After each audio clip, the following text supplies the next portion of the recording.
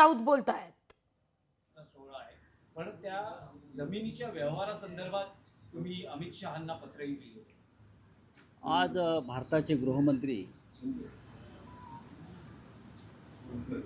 आणि भाजपचे नेते अमित शहाजी मुंबईला येत आहेत. ते भारतीय जनता पक्षाच्या नवीन कार्यालयाचं भूमिपूजन करण्यासाठी. मरीन लाईन्स खरं म्हणजे भारतीय जनता पक्षाचं एक मोठं कार्यालय राज्याचं आहे, पण हातामध्ये अमर्याद सत्ता आणि धनसंपत्ती असल्यामुळे समुद्रासमोर मरीन लाईन्सला एक भव्य आलिशान कार्यालय उभं करण्याचं त्यांनी ठरवलं. कारण ते सुखासीन लोक आहेत,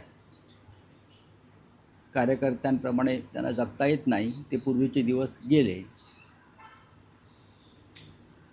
हजारो स्क्वेअर फीटचं ते कार्यालय आहे. नवीन किंवा नूतन कार्यालयाचं भूमिपूजन हा काही आमच्यासाठी टीकेचा विषय असू शकत नाही. राजकीय पक्षांना तो पूर्ण अधिकार आहे. देशभरामध्ये भाजपनं प्रत्येक जिल्ह्यामध्ये अशी पंचतारांकित कार्यालय उभी केली आहेत. 550पेक्षा जास्त. म्हणजे मुंबईतलं दिल्लीतलं कार्यालय जर आपण त्यांचं पाहाल तर प्रेसिडेंट ट्रम्पचं व्हाईट हाऊस मागे पडेल. पण त्याचंही आम्ही स्वागत करतो. पक्ष आपल्या प्रॉपर्ट्या तयार करत असतो, सत्ता आहे, उद्योगपती पैसे देत असतात.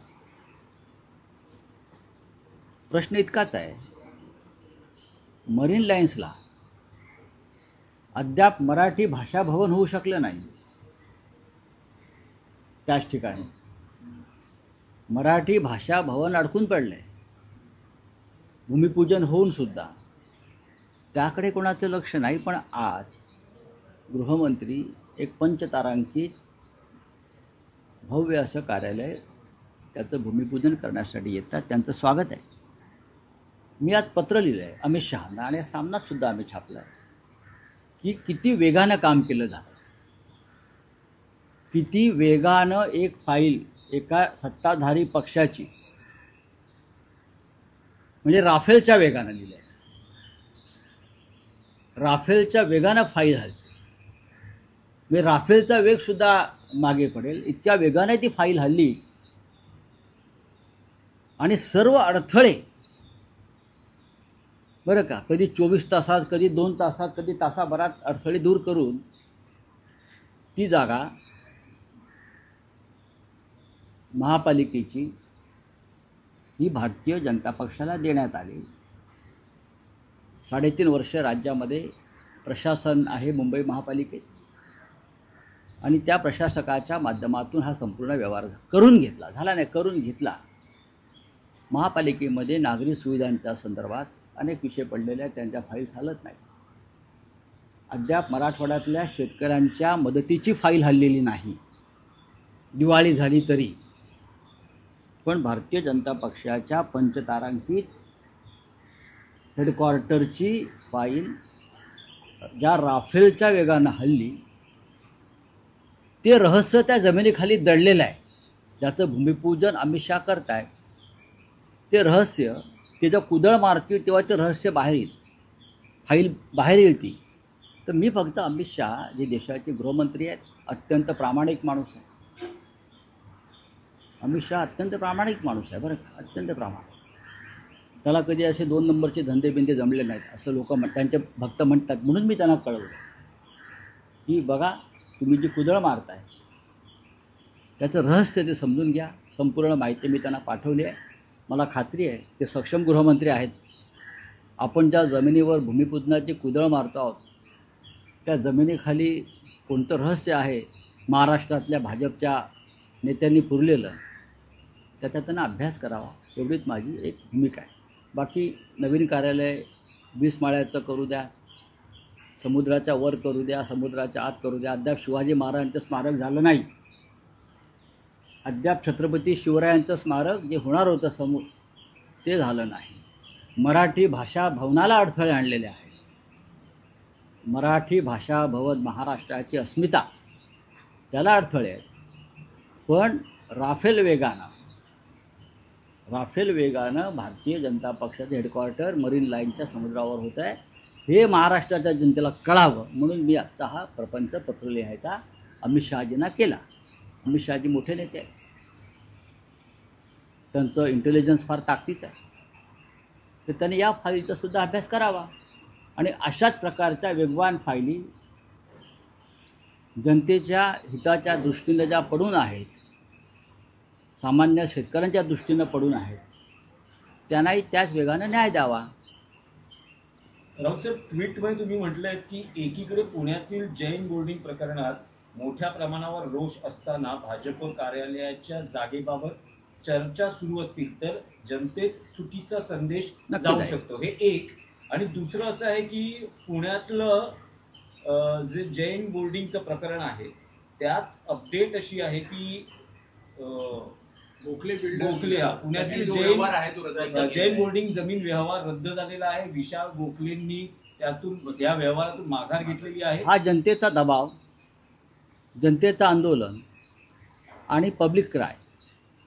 जनतेचं आंदोलन काय करू शकतं हे जर आता तुम्ही जी दिलेली माहिती सत्य असेल तर जनतेचं आंदोलन काय करू शकतं, पब्लिक क्राय काय करू शकतो, याचं हे जैन बोर्डिंगच्या जमिनीचा विषय हा त्या दृष्टीनं महत्त्वाचा आहे. नाही, पण पब्लिक क्राय जरी म्हणतात तरी हे प्रकरण रवींद्र धंगेकरांनी लावून धरलं तर यात रवींद्र धंगेकर यांचं श्रेय नाही का? कारण त्यावरून बरेच राजकीय आरोप प्रत्यारोप. बघा, श्रेय सगळ्यांचंच आहे. जैन बांधव रस्त्यावर उतरले, जैन बांधवांनी उपोषण सुरू केलं, जैन बांधव हटले नाहीत, जैन बांधवांच्या पाठीशी सर्व राजकीय पक्ष उभे राहिले. रवींद्र धंगेकर हे तिकडले एक प्रमुख नेते आहेत, त्यांनी ते प्रकरण पुढे नेलं, रोज त्या संदर्भात ते माहिती देत राहिले. त्याच्यामुळे त्यांचं रिसर्च व त्यांचं शोधकता ही सुद्धा महत्त्वाची आहे. पण एक गैरव्यवहार थांबला गेला. त्याचप्रमाणे मरीन लाईन्समध्ये आज जे अमित शहाजी कुदळ मारत आहेत तिथे तोच प्रकार आहे. तर तो गैरव्यवहार जो आहे त्याच्यावर सुद्धा आता लोकांनी जागरूक व्हायला पाहिजे. नाही, पण रावसाहेब, तुम्ही प्रकरणात जर चौकशी नाही झाली अमित शहाकडनं तर आपण पुढे न्यायालयीन प्रक्रिया राबवणार. बघा, याची गरज नाही. से आश्वस्त हूँ, मैं प्रसन्न हूँ, मैं उनको आशीर्वाद देता हूँ, लेकिन अभी ये हमारा एक पाउल हुआ है, अभी हमारा पूरा लक्ष्य प्राप्त नहीं हुआ है.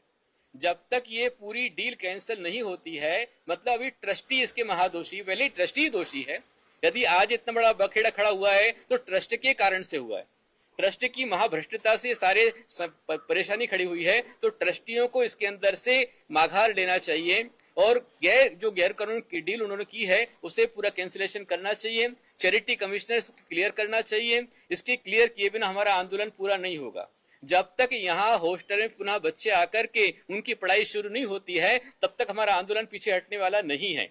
अभी ये शुरुआत है, एक पहला मंगलाचरण हुआ है, उसके लिए मैं उनको सभी के लिए आशीर्वाद दूंगा. पर मोर्चा जोरदार ढंग से पूरे देश में निकलना ही चाहिए. हमारी लड़ाई सरकार से नहीं है, हमारी लड़ाई हमारी किसी पक्ष से नहीं है. हमारी लड़ाई जो है वो भ्रष्टाचार से है, अत्याचार से है, शोषण से है, अन्याय से, अधर्म से है. जो अत्याचार किया जा रहा है गरीब बच्चों पर, जो अत्याचार किया जा रहा है जैन समाज पर हमारे अपनों ही द्वारा, और वो हमारी बात सुन नहीं रहे हैं. इसलिए आंदोलन चलता रहेगा. मात्र एक जैन संस्था के लिए नहीं बल्कि पूरे भारत की जो संस्थाएं हैं उन सभी संस्थाओं को बचाने के लिए हमारा आंदोलन चलता रहेगा. तुम्ही आंदोलनाचा इशारा दिलाय, मात्र 1 तारखेला जे ते आझाद मैदानावर परवानगी नाकारली आहे त्या ठिकाणी तिथल्या प्रशासनाने. मुंबईत होणार आहे का आंदोलन? देखिए, हमारे बहुत सारे लोग अब सीधे राजू शेट्टी आदि जो भी कार्यकर्ता हैं, सभी लोग, पहली बात तो ये बता दूं कि इस आंदोलन का जो भी मुख्य नायक है वो कोई व्यक्ति नहीं है. इस आंदोलन के मुख्य नायक हमारे आराध्य भगवान महावीर स्वामी है. महावीर स्वामी के लिए ही ये पूरा आंदोलन हो रहा है, तो उनके लिए हर संभव प्रयास किया जाएगा, जो करना सो किया जाएगा. 29 अभी 27 तारीख को आरपी मोर्चा निकाला जा रहा है, कल 28 तारीख को हियरिंग है, तो उसके लिए पूरे देश में सभी भगवान महावीर स्वामी की HND बचाओ आरती करेंगे, उनसे प्रार्थना करेंगे. और यदि निर्णय निकल के आता बहुत अच्छी बात है, नहीं आता है तो 29 तारीख को सकल जैन समाज, और जैन समाज नहीं, सकल समाज, क्योंकि इस आंदोलन को जो रूप मिला है वो अकेले जैनों से नहीं मिला है, बल्कि जन जन, हर एक पार्टी, हर एक पक्ष, हर एक मत, हर एक संप्रदाय, सभी ने मिलकर इसको सपोर्ट किया है। इस कारण से ये आंदोलन इस ऊंचाई को प्राप्त हुआ है। सारी पार्टी, अभी तो मैं कहूंगा कि शासन भी पूरी तरह से हमारे साथ में दिखलाई दे रहा है, पर पूर्णता से आ जाए तो बहुत अच्छी बात होगी। इसलिए 29 तारीख को पूरे देश में इसके लिए अनशन का आंदोलन पूरा समाज करेगा, सब लोग करेंगे। और यदि उसमें सारा विषय क्लियर हो जाता है, समाज के हाथ में ये मंदिर पूरा आ जाता है, तब तो हम इसका जल्लोष मनाएंगे। और जल्लोष मनाने के लिए 29 तारीख से यहाँ पर एक 8 दिन का भव्य अनुष्ठान यहाँ पर होगा। और यदि हमारे पक्ष में निर्णय नहीं आता है तो फिर इसको पाने के लिए और विशेष रूप से क्रांतिकारी विधान यहाँ पर किया जाएगा। और हमारे कुछ कार्यकर्ता, अभी हो सकता है 1 तारीख को जब मैं यहाँ अनशन करूंगा तो उस अनशन में कुछ कार्यकर्ता हमारे जो ट्रस्टी उनके घर पर जाकर के उपोषण करने वाले, यहाँ पर आंदोलन करने वाले हैं। सकाळी 11 वाजता तो मेल ट्रस्टला आलेला होता आणि रात्री 11:30 वाजता राजू शेट्टींनी पत्रकार परिषद घेतली। मधला कालावधी नेमका का थांबवण्यात आलेला होता? दुपारी तुमची एक बैठक सुद्धा झालेली होती ज्याच्यामध्ये अनेक संघटना सहभागी झालेल्या होत्या। मैं आपको बताना चाहूंगा कि भगवान महावीर स्वामी के गौरव स्वाभिमान को बचाने के लिए संपूर्ण भारत की जो केंद्रीय संस्थाएं, तकरीबन 100 से अधिक संस्थाएं यहाँ पर है, सभी पदाधिकारी यहाँ पर आए और सबने एक साथ में ये निर्णय लिया कि अब जो भी हमारी संस्थाएं हैं, मात्र जैनों की नहीं बल्कि जो जन जन की संस्थाएं हैं, चाहे वो किसी भी धर्म की संस्थाएं हो, उनके अंदर में ऐसे ट्रस्टी होना चाहिए जो ट्रस्टी के होने के लायक हो, उस ट्रस्ट के रूल को फॉलो करते हो। जैसे ये दिगंबर जैन ट्रस्ट है, माइनॉरिटी का ट्रस्ट है, अल्पसंख्यक में ट्रस्ट है, तो यहाँ पर जो ट्रस्टी होंगे दिगंबर जैन ही होंगे। पर ऐसे होना चाहिए जो करप्टेड ना हो, जो किसी प्रकार का भ्रष्टाचार न करे। ऐसे हमारा जो तिरुपति वाला ही संस्थान है अथवा अयोध्या का राम मंदिर है, कोई मंदिर में जो ट्रस्टी के नियम उस मंदिर के अनुसार बैठते हैं, ऐसे ट्रस्टी की आचार संहिता बननी चाहिए। ऐसा पूरा ट्रस्ट में यहाँ पर संस्थाओं के साथ में एक विशेष निर्णय लिया गया है कि जो निस्वार्थ है, निर्लोभ है और जो उदार है, उसको ही ट्रस्टी बनाया जाना चाहिए। भ्रष्टियों को ट्रस्ट से बाहर निकाल देना चाहिए, एक विशेष यहाँ पर निर्णय कल हुआ है। और इसके अलावा यहाँ पर ये बात उठी है कि ये जो संस्थाएं हैं, हमारी ट्रस्ट है पूरे देश का, उनका कम से कम 10% जीडीपी पूरी सरकार को मिलता है, तो सरकार इस पर विशेष रूप से ध्यान देवे। किसी की भावनाओं के साथ में खिलवाड़ नहीं होना चाहिए। इसके लिए पूरा शिष्टमंडल मिलकर के वो सीएम को जाकर भी मिलेंगे और यदि बात नहीं बनती है तो पीएम के पास भी, नरेंद्र मोदी जी के पास भी हमारा शिष्टमंडल जाएगा और उनसे जाकर के बात करके इसके अंदर में पूरी संस्थाओं की सुरक्षा की व्यवस्था की जाएगी। आपने महाराज ये बताया जा रहा है कि कल सुबह 11 बजे गोखले बिल्डर का मेल आया और वो रात में 11 बजे बताया गया कि वो मेल आया और उन्होंने डील रखी थी। अब देखिए क्या हुआ ऐसा कि जो रोका गया, दिखाया क्यों नहीं गया, क्या? देखिए आप लोग जो हैं, सबसे पहली बात मैं कहूंगा कि यदि इस आंदोलन को एक धार मिली है और एक पहचान मिली है तो जनता की एकता तो है ही है, लेकिन सबसे मुख्य रूप में पूरा जो हमारा मीडिया है महाराष्ट्र का, ये महाराष्ट्र का मीडिया इसकी सफलता का सबसे बड़ा श्रेय प्राप्त करेगा। पूरे मीडिया ने हमको सफलता प्रदान की है, मैं पूरे मीडिया का बहुत बहुत आभार व्यक्त करता हूं। लेकिन फिर भी मुझे खेद है अभी भी भारत का मीडिया इसमें नहीं आया है। नेशनल लेवल का मीडिया आखिर क्यों चुप है? ऐसा कौन सा दबाव उनके ऊपर है कि भगवान महावीर स्वामी के लिए उनकी आवाज नहीं आ रही है? कहीं कोई 2-4 झगड़ लेते हैं तो उनकी आवाज पूरे विश्व के अंदर पहुंच जाती है। कहीं कोई चोरी चकारी हो जाए, कुछ हो जाए, उसकी आवाज आ जाती है। कोई सुसाइड कर ले, उसकी आवाज आती है। पर भगवान महावीर स्वामी का मंदिर बेच दिया गया, उसकी आवाज सारे नेशनल मीडिया पर आनी चाहिए। ये हम कामना करते, अपेक्षा करते हैं। और जो आपके बताया कि 11 बजे दिन में मेल आया, 11:30 बजे उस पर बात हुई, तो मैं तो साधु हूँ, ना मैं मेल देखता हूँ ना ये वीडियो देखता हूँ, हमें कुछ पता नहीं है। वो आप लोग को पता है, लेकिन जो भी हुआ, जब हुआ अच्छा हुआ। मैं कुल मिलाकर ये कहूंगा, आपको कब पता चला कि उन्होंने? मुझे आज सवेरे कुछ भक्त हमारे यहाँ पर आए और उन्होंने आकर के मुझको निवेदन किया कि गुरुदेव खुशखबरी है कि बिल्डर ने अपना माघार ले लिया है। तो मैंने उनसे कहा खुशखबरी बिल्डर की ओर से जरूर है, लेकिन पूरी खुशखबरी अभी नहीं है। लेकिन आपकी कुछ बात हो गई बिल्डर से, ट्रस्ट के कुछ? कोई बात नहीं, कल रात के बाद कुछ बात हो गई है आपकी? आज सुबह तो पता चला है। हाँ। बिल्डर तो हमारे सामने आया ही नहीं है। उसने जो जिसको मेल दिया, ट्रस्टी को मेल दिया, ट्रस्टी हमारे सामने आए नहीं है और बिल्डर भी हमारे सामने आए, सिर्फ मैसेज हमारे पास में आया है। आप करने वाले ट्रस्टी से बात कुछ? यदि आएंगे तो बिल्कुल बात करूंगा, सामने आए। अभी तक ट्रस्टी ही महादोषी हैं, इसके पूरे अपराधी यदि हैं तो ट्रस्टी हैं, जिन्होंने गरीब बच्चों का यहाँ के दाताओं के दान का तकरीबन 15 कोटि रुपए गैर व्यवहार उन्होंने किया है, वो सबसे बड़े दोषी हैं। उनको वो संस्था का पैसा संस्था को सौंपना चाहिए और अपने पाप को स्वीकार करना चाहिए, प्रायश्चित करना चाहिए। तो बिल्कुल रूप में यदि वो आएंगे तो मैं उनसे बिल्कुल सामना करूंगा, बात करूंगा। कल जो उपवास रखने वाली थी, हाँ, वो रहेगा या क्या? देखिए, मैंने शुरू से आपको एक ही बात कही है कि हमारा आंदोलन सफलता के लिए है। यदि हमको पूरा डील कैंसिल हो जाता है, सौदा रद्द हो जाता है, एक तो हमारे पास में आया ही है, और यदि उसके पहले रद्द हो जाता है तो हम इसका आनंद मनाएंगे, फिर अनशन करने की आवश्यकता नहीं है। और पर यदि डील पूरी तरह से कैंसिल नहीं होता है, सरकार यदि हमारे साथ में खड़ी नहीं होती है, तो 1 तारीख से मैं आह्वान करूंगा हमारे महाराष्ट्र के मुख्यमंत्री देवेंद्र फडणवीस जी को। या सगळ्याला ट्रस्टी दोषी असं म्हणतायत जैन मुनी, आणि यावर त्यांनी आता भाष्य केलेलं आहे। या सगळ्या संदर्भात आपण मुख्यमंत्र्यांची देखील भेट घेऊ असं देखील आचार्य मुक्तिनंद महाराज यांनी म्हटलेलं आहे। या सगळ्यावर नजर असेल, वळूया पुढल्या बातमीकडे। आमदार सुहास कांदे यांच्या पुतण्यावर